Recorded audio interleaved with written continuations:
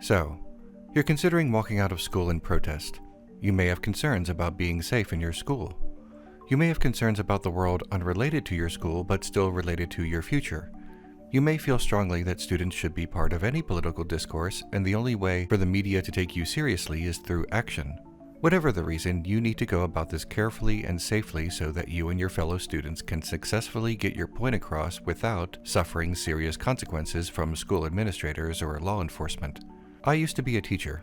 I'm not anymore. I've been making videos online for about 14 years, and when it became something I could do full-time, I retired from the educational field altogether. This was years ago. Nevertheless, my experience as a teacher might be useful to the students of today, especially for something like this. I'll break this down in a simple, helpful format. First things first, why should we protest? Adults mistakenly believe that students are not aware of the world around them, but students are often keenly aware of issues that affect their lives, such as school violence. Because of the internet, students are becoming more and more aware that the older generation has not provided them with the best possible future. As a student, your protest shines a spotlight on an issue that matters to your generation. It's also a rite of passage. It gives you the opportunity to learn about your rights and might help you to become a more active member of your community. Who will walk out with us? You and your fellow students need to organize a large portion of the school to walk out. There's no set number for how many you will need, but the more students willing to walk out, the better your position for convincing the school staff to leave you alone and let you do it. More on that later. As explained by Students Demand Action, create a list of groups in your school, identify leaders in these groups, and ask them to join the group planning your walkout. This will help build support among a diverse set of your peers. Use social media to connect with your classmates about the walkout. DM people, contact other school clubs, contact students at other schools. Try to get leaders of major groups in your school to come on board. The student body president, the captains of your school sports teams, and so forth. When the school sees that this is a popular plan and not just a few rabble-rousers, they will have to take you seriously. Should we speak to a teacher we trust? At the risk of being reductive, student protests generally fall into two categories: those that are officially approved by the school and those that are not approved by the school. Ask yourself a question: what do I hope to accomplish by this protest? Your two priorities should be getting your message to the public and keeping your fellow students and yourself safe from negative consequences. If you have a huge portion of the school on your side, for example, half or most of the student body, then you have essentially out-organized the staff. Once the staff is aware of this, the school's best option will be to approve the protest as an official school activity. Speak to others in your party about which teacher is the most trustworthy, and once agreed, inform that teacher that there will be a walkout and that you would genuinely appreciate the school's approval. Speak to this teacher as a mediator between yourselves and the staff, and ask the teacher not to reveal the identities of the organizers unless the school is willing to approve the student walkout. If they do not approve of the walkout, your identities remain secret, and you will face no repercussions. A protest or walkout being officially sanctioned by the school is actually not uncommon, as school administrators generally understand that it would be safer for all involved to protect the students during this time rather than control the students. If most of the school is planning to walk out, it would be impractical, not to mention draconian, to punish hundreds of students all at once. As explained by Evie Blad of Education Week, when students said that they would walk out of their Iowa City schools to call for action on climate change, then Superintendent Stephen Murley didn't panic or call the principals to lock the doors. Instead, the district coordinated with local police to block traffic at busy intersections along the planned route of the 2019 march. Some parents and administrators volunteered to walk alongside the students, not to control them but to ensure they stayed safe, and school leaders made a plan to communicate with parents about their response. The key is building a culture of listening to students well before they choose to walk out, and when they do leave the building, have plans to keep them safe. Educators must also be careful to remain impartial, regardless of the nature of students' concerns, and to respect civil liberties in the process. If the school knows about the walkout, won't they try to keep us inside? You might be concerned that telling the school what you are planning to do will result in them locking all the doors or taking some other extreme measure to keep you inside, but schools are actually not permitted to do this. It's a safety hazard. The fire department will not allow this. If the school threatens to do this, speak to your parents, the office of the superintendent, the fire department, or all three. It's unlikely that a school will try to do this, not only because of the law, but because they know that locking all of the doors during an unapproved protest will result in students becoming rightfully agitated and even violent. Nobody wants that. What if we don't want to tell the school about the walkout? Look, the safest course of action for yourself and fellow students is to protect yourselves by out-organizing the staff and making this as normal as a field day.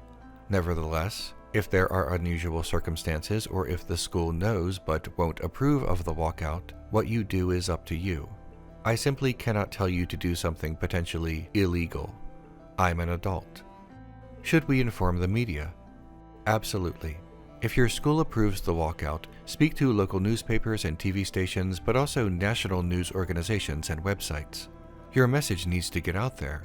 If your school does not approve the walkout but still knows about it, contacting the media will help get the public on your side and potentially change the school's decision in your favor. If the school does not know that the walkout is happening, you can still alert the media privately. There's nothing illegal about talking to the media. What should we bring? Bring a bullhorn and have someone on the bullhorn who is comfortable speaking in public. Bring your phone and a charger. Definitely bring bottles of water. Write signs on white poster board and bring them to the protest. Make the sign either serious or playful but not unserious. Do not make any signs that would give someone the impression that this is a joke. Nothing like, "I'm just here to skip class," or something silly like that. Take this seriously, and don't do anything to undermine your position. How should the students exit during the walkout and protest? Assign a meeting place outside of school as the destination of the walkout. At the appointed time, take your belongings and walk calmly to that destination. Even if your walkout has not been approved, teachers will probably not try to physically prevent you from walking into the hall. For liability reasons, teachers are instructed to never put their hands on students. They are far more likely to ask you to stop than to tackle you. If a teacher does put their hands on you, speak to your parents immediately. What will the school resource officers do? If the walkout is approved by the school, then the school resource officers will probably assist you in the initial part of the walkout, leading you safely outside of the school. Even if the protest is approved, don't do anything outside the school that would get you in trouble inside the school. The resource officers will still bust you for fighting, smoking, or anything else. The protest is allowed, but not necessarily anything else. If the walkout is not approved by the school, but the school knows about it ahead of time, the school resource officers might be instructed to return you to your class. However, if there is an enormous amount of students doing the walkout, the odds of you being the one that's grabbed by the resource officer is limited. The likelihood of this is marginal at best, but it's always better to be prepared than not prepared. If you're arrested, you have the right to remain silent. You do not have to tell the school resource officer or any other police officers anything. You do not have to reveal the identities of anyone else involved with the protest. You do not have to reveal anything except your name and basic contact information. Once under arrest, immediately demand to speak with your parent or legal guardian and repeat these words: "I want to remain silent. I want to speak with a lawyer."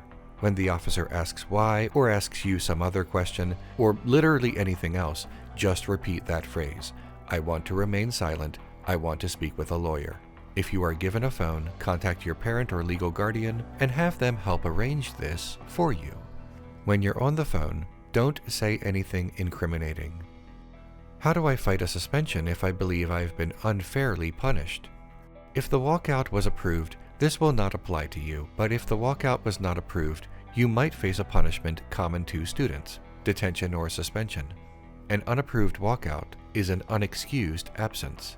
It must be noted, however, that you cannot be punished with greater severity than any other unexcused absence. As explained by the American Civil Liberties Union, because the law requires you to attend school, the administration can take corrective action against you for missing school, even if you miss school to participate in a political protest. However, the school cannot punish you for missing school to participate in political protest more harshly than it punishes students for missing school for any other purpose.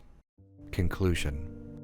There are resources in the description of this video, including a checklist by a student organization and information from the ACLU. Don't get cold feet because of the potential consequences.